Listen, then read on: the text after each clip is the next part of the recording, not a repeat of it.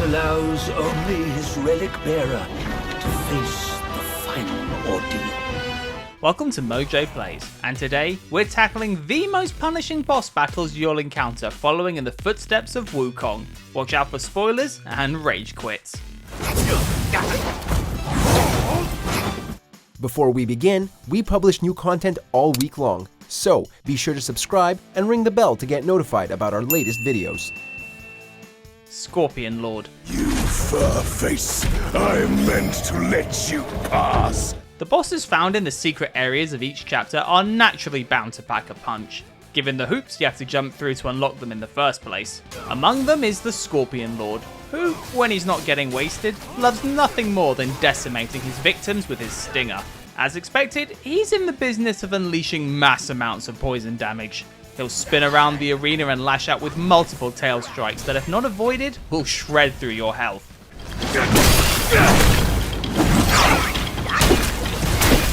Captain Wise Voice.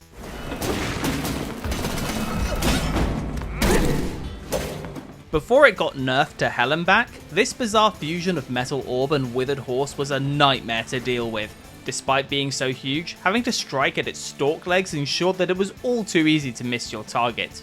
This was made all the worse when it slowed down time, diminishes your overall health, and unleashes non-stop barrage of lightning AoEs that forces you to keep your distance. With so few chances to pile on significant damage, Captain Wiseass over here made for an infuriating slugfest.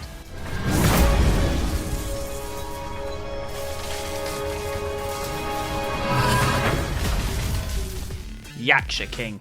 原来如此，少不得要再把那小贱人抓回来，好好耍子一番。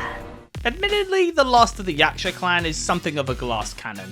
Get in enough blows fast enough and you can stagger him surprisingly quickly. But believe us, when we say this Crimson Beast hits hard. Taking the power of Wukong for himself, the former Red Boy's anger and sense of vengeance turned him into one of the slickest demons we've seen in modern gaming. But also, a boss that can decimate your health if you're caught on the wrong side of his blades. Especially when he extends them to crazy proportions.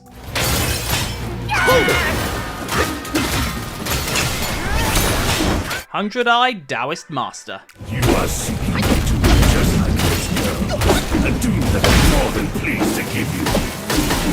Your time with this centipede abomination is either going to be a challenging one or borderline impossible, and it all depends on whether or not you put in the work to earn the Weaver's Needle. With it, you can disable this monster's most lethal trick, though you're still going to have to contend with its sword work, tendency to bury himself underground, and barrage of lightning damage. Without the needle, the Daoist Master will create its own dimension, wherein your stamina will be drastically reduced, leaving you wide open to be brutalized into a game over.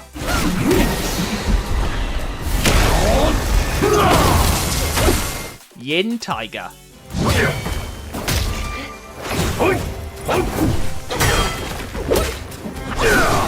Should you manage to bring together all the smiths in the game, you'll find yourself invited into the Painted World. There, you'll be able to employ the services of Yin Tiger, who will act as your resident blacksmith, as well as an optional challenge.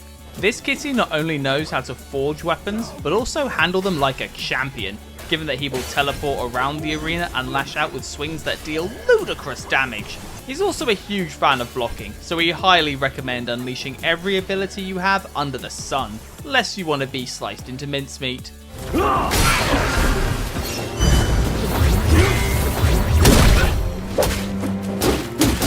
Supreme Inspector.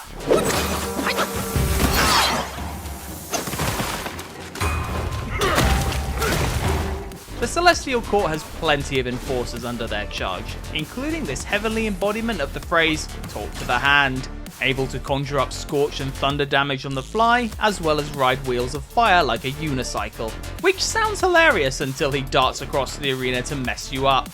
He hits hard, fast, and unless you have the plantain fan on standby, he'll conjure a hellscape that constricts your movements and leaves you as an open target. No one walks away from this thing's cosmic bitch slap.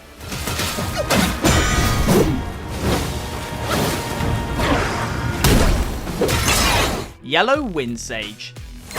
Dare you come back? Why do you have to come back? This oversized rat was a gear shift for many in terms of difficulty.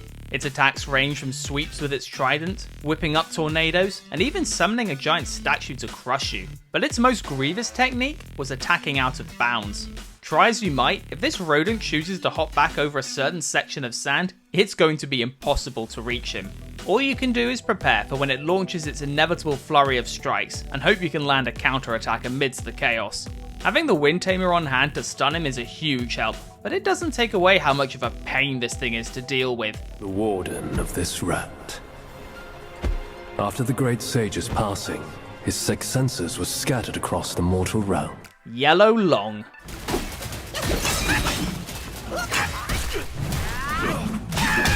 All four of the Longs are challenging in their own right, but the one that stands atop them all is their yellow-robed sibling. With a minuscule battleground and able to unleash the heaviest of damage at blinding speed, Yellow Long is an absolute menace to contend with. All it takes is one misstep and he will zap your health to nothing with basic hits alone. Combined with his tendency to bolt around and create massive waves of lightning in rapid sequence, it's no shocker that this thunderous beast earned the title of hardest boss. For a time at least. 可袁先生说，夺得了一时，夺不了一世。 Stone Monkey and the Great Sage's Broken Shell. It only makes sense that in a game about essentially becoming the next Wukong, that you'd end up fighting some remnant of him.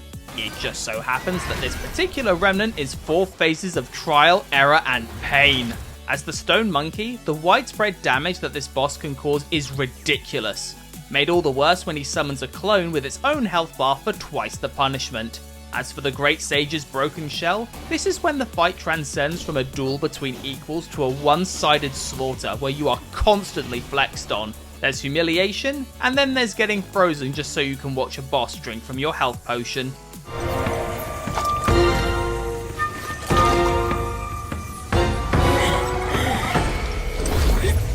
Erlang the Sacred Divinity.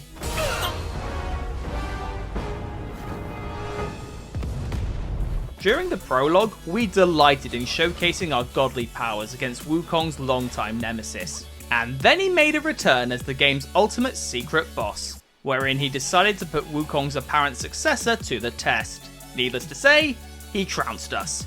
Erlang not only seems to have a counter for every move in your arsenal, but comes equipped with his own defense bar, making it all the more difficult to shave off his health.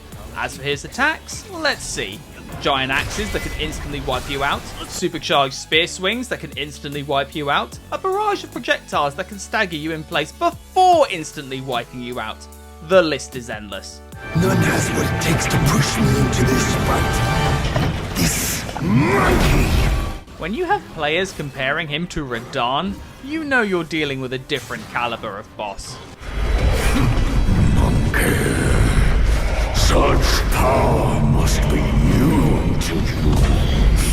Which Black Myth boss battle are you still stuck on? Let us know in the comments. A mortal death for an unbound mind and will. Check out these other great clips from MojoPlays, and be sure to subscribe and ring the bell to get notified about our latest videos.